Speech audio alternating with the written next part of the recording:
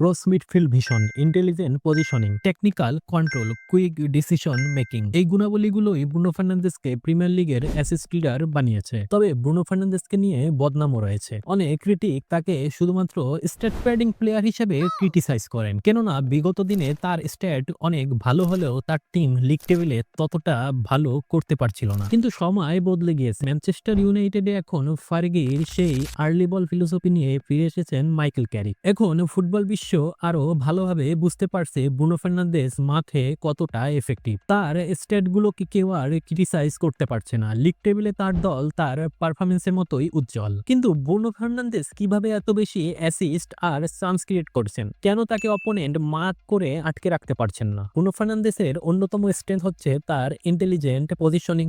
যে মুহূর্তে অপোনেন্ট কোথায় বল প্লে হচ্ছে দেখতে ব্যস্ত থাকে, সেই মুহূর্তে ব্রুনো ফার্নান্দেজ মিডফিল্ডের স্পেস খুঁজে সেখানে নিজেকে সেট করে নেয়। তাকে চান্স ক্রিয়েশন হিসেবে গণ্য হয় এবং এগুলো থেকে অ্যাসিস্টও আসে। এছাড়া ব্রুনো ফার্নান্দেজ কর্নার ও ফ্রি কিক টেকার হিসেবে খুব সফল, যা তাকে প্রিমিয়ার লিগের অ্যাসিস্ট লিডার হতে সাহায্য করে। ব্রুনো ফার্নান্দেজ যদি মাইকেল ক্যারিকের আন্ডারে এভাবেই তার স্ট্যাটের জোর দেখাতে থাকে, সিজন শেষে Premier League player of the season অ্যাওয়ার্ডের ক্যান্ডিডেট হিসেবে তার আশেপাশে কেউ থাকতে পারবে বলে মনে হয় না। আপনার কি মনে হয় ব্রুনো ফার্নান্দেজ বর্তমান সময়ের সেরা অ্যাটাকিং মিডফিল্ডার? কমেন্টে আপনার ফেভারিট মিডফিল্ডারের নাম লিখুন।